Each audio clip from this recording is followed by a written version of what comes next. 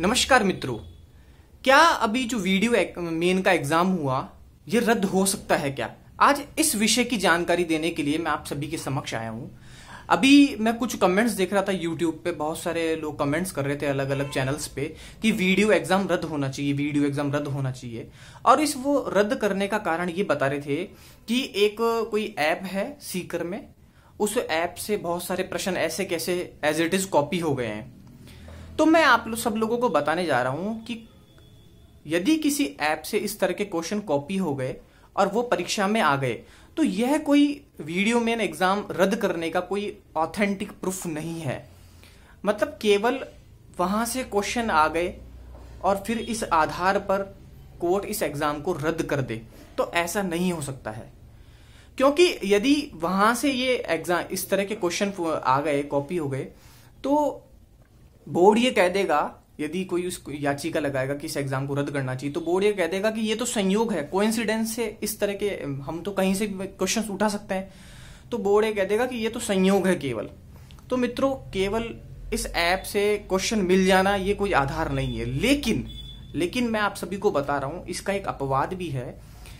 यदि पहले बोर्ड ने अपना एग्जाम पैटर्न का जो अपना सिलेबस तैयार किया, सिलेबस के बाद में वो पेपर बना लिया, पेपर बना लेने के पश्चात यदि उस ऐप पे क्वेश्चंस आते हैं और यूं की यूं ही मिलते हैं, तब ये आधार हो सकता है वीडियो एग्जाम रद्द होने का। क्यों हो सकता है? उसके लिए भी एक प्रोसेस होगी।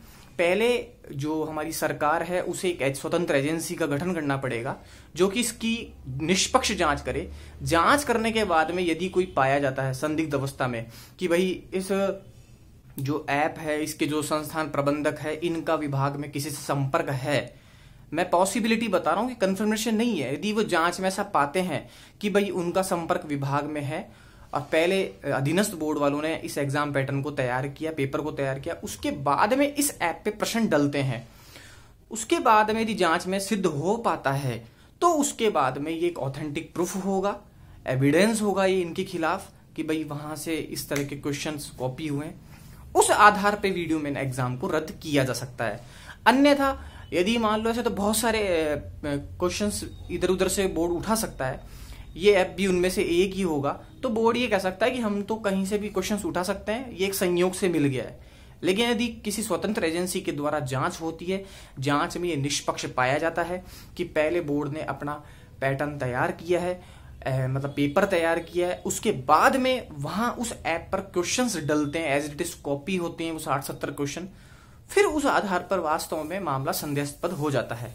यह एक एग्जाम रद्द करने का कारण हो सकता है। दूसरा, कुछ लोग बता रहे हैं कि सेंटर्स पे जो पेपर्स थे उनकी सील खुली हुई आई थी, तो यह भी एक, अगर इस तरह की बहुत सारी घटनाएं होती है तो यह भी एक एग्जाम रद्द करने का कारण हो सकता है।